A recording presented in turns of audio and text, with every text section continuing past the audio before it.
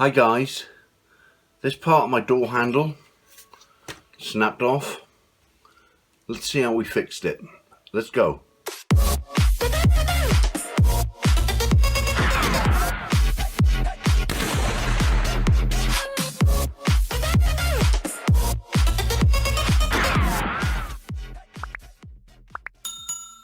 As you can see, it's completely snapped off.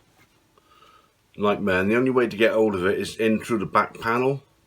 It's held on by two screws either end, and that involves a lot of work. You have to take the trim off, the speakers off, unscrew the bolts, then you have to lever the actual door card, what's called a door card. Nightmare, and that's just the start.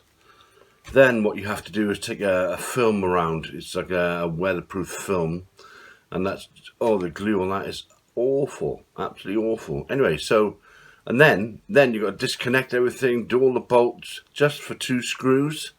So I've come up with a simple idea which will, well, it's a bit of a cheat really, but it seems to work. What I've done is I've bought this second hand with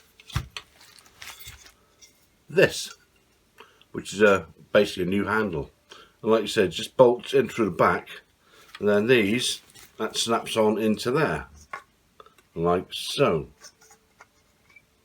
I can get it in there, there we go, like that. Perfect. But I don't want to take the back door panel off, it's a nightmare. So this is what I've done, and like I said, it's a bit of a cheat really, but it'll work. There we are.